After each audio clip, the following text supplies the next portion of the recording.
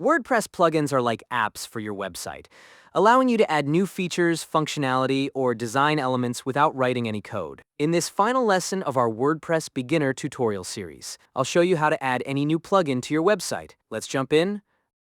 Right now, I'm on the WordPress dashboard. On your WordPress dashboard, look at the left-hand sidebar menu.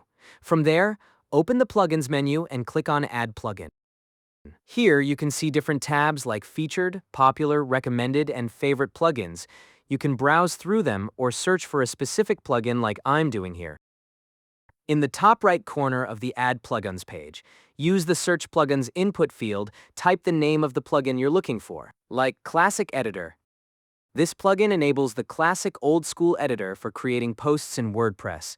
Now locate the plugin in the search results. Click the Install Now button on the plugin card, and wait a few moments for the installation process to finish. Once the plugin is installed, the button text will change to Activate. Remember, just installing the plugin is not enough.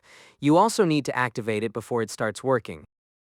Click the Activate button to turn the plugin on. As you can see in the installed plugins list, the Classic Editor plugin is now installed and activated. Let's see how this plugin works by opening the test post we created in Lesson 9.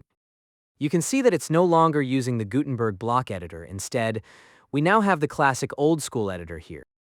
So what if you don't like a plugin anymore or simply don't need it? In that case, you'll probably want to remove or delete it.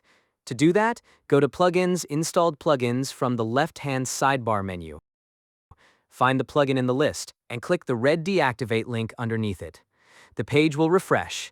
Now that the plugin is inactive, a red Delete link will appear next to the Activate option under the plugin name. Click Delete. A browser pop-up message will appear asking, "Are you sure you want to delete?" Click OK to permanently remove the plugin and its files from your website. So, that's how you add and delete plugins in WordPress.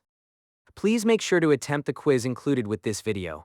And that was the final lesson of our beginner WordPress tutorial course. I hope you found it helpful. If you enjoyed this video, please give it a like and subscribe to the channel. Take care, and I'll see you in the next one.